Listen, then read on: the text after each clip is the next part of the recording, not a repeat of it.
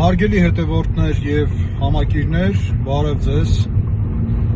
Այսօր մի շատ կարևոր թեմայի մասին եմ ուզում ձեզ հետ խոսել։ Ներքաղաքական կյանքի վերաբերյալ իշխանության խոսույթի հիմնական երկու կռվանները հետևյալներն են։ Կառուցել ենք դպրոցներ,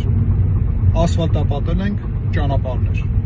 Այլ պնդումներ նրանք չեն անում, այդ երկուսն է, եւ պարզվում է, որ այդ արտաքին 7 միլիարդ պարտքը վերցվել էր մի քանի դպրոց կառուցելու եւ ճանապարհները ասֆալտապատելու համար։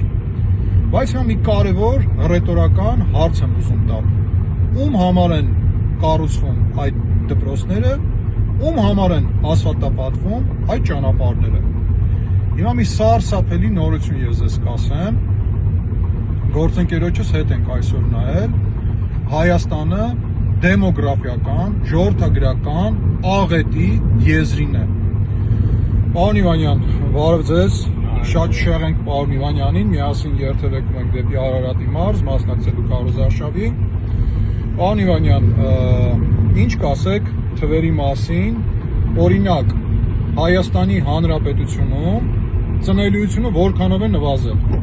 Հայաստանի Հանրապետությունում ծնելիությունը նվազել է 12%-ով։ Որքանով է նվազել ամուսնությունների քանակը։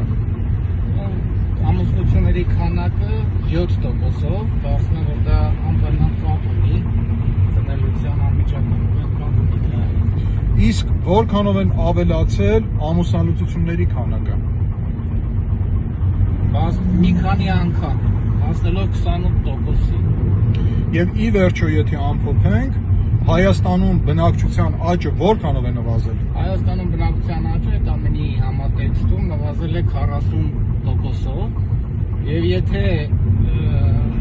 նույն այս տենդենսը շարունակվի, ապա մենք տարի վերջին, 21-րդ տարի վերջին ունենալու ենք 1 միլիոն հայերով բնակեցված Հայաստանի Հանրապետություն։ Ժորժ ջան, այս թվերը ինչը որ ասեց իմ գործընկերը պարոն Իվանյանը, բաց համացանցային հարթակներում դուք կարող եք գտնել, իհարկե իշխանությունը սրա մասին չի խոսի, որովհետև սա սպիտակ գենոցիդ է, Ժորժ ջան։ Հիմա տեսեք, ինչպես պետք է դիմագրավենք այս ամենին։ Սրա դիմագրավելու միակ եղանակը հունիսի 7-ին ընտրությունների գնալը եւ երրորդ համարին Ուժեղ Հայաստան դաշինքին քվեարկելն է, ինչու՞։ Որովհետև Ուժեղ Հայաստան դաշինքը այս առումով դեմոգրաֆիական աճի առումով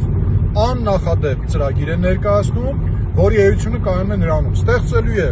ազգային վերածննդի ֆոնդ, որի 30% հատկացումները կատարվելու են պետության կողմից, 70% հատկացումները բարերարների կողմից, ներգրաված հետաքրքրված անձանց կողմից, եւ դրա արդյունքում ձեր ուշադրությունն եմ հրավիրում այն բանի վրա, որ ամեն ընտանիքում ծնված 4-րդ երեխային տրվելու է մինչև 2 միլիոն դրամ գումար, իսկ 5-րդ երեխային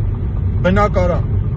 Կարծում եմ այսպիսի ծրագիր Հայաստանի Հանրապետությունում դեռ ոչ մի քաղաքական ուժ չի առաջարկել։ Ժորժ ջան,